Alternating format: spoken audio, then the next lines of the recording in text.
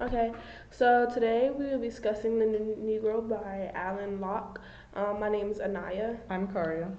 So, if we was to answer the question, what you think, what we thought about the explanation of the new Negro, I thought the explanation of it was very positive. It was like a positive message to us now. Um, it really showed it. It showed me that we have grown as, I guess you could say, a community or as people together.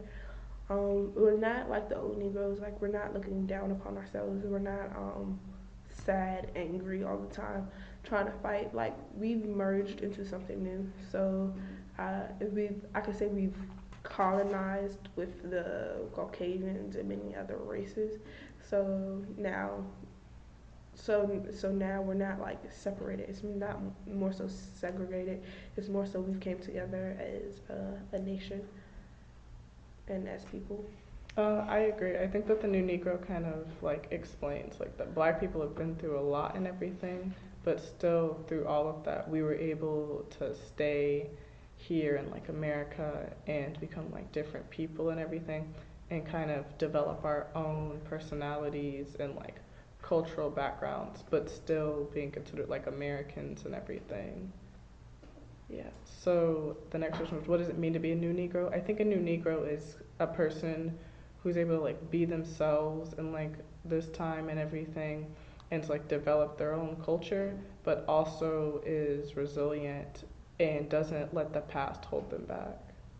Yes, and to piggyback off of what she said, to me, a new Negro is someone that carries themselves in a more um, high manner, um, really not looking down upon themselves, but looking towards the future, looking towards a positive road, looking towards a positive road at the end.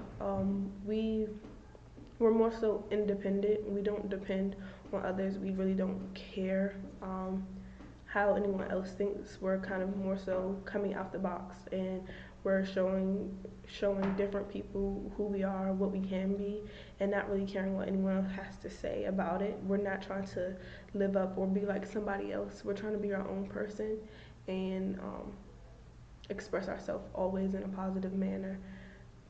And yeah. I guess one thing that I learned, like she said that like the new Negro and I guess like Negroes now in the 21st century is that as a people we have to just express ourselves for who we are and not let like other things hold us back.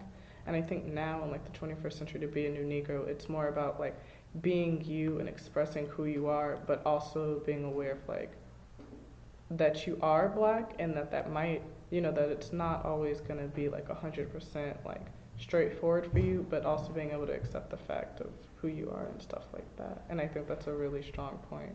What do you think? Yeah, like in the 21st century, as of now, I believe we have beat all odds that have came against us. We show people that we can own our own business, we can make our own money.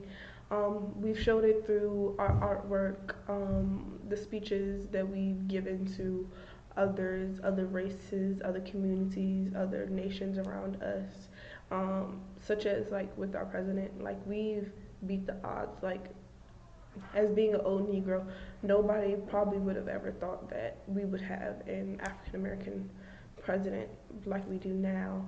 Um, we've expressed ourselves through our poetry, through our music, through our blacks having their own talk shows.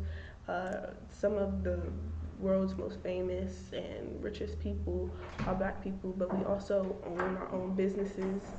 Um, we've done a lot of new things that people probably thought we couldn't do. So I believe that's how we've changed. We've changed the perception of us. Not saying that the perception is always positive about us, but Right. it's not as negative as it was before.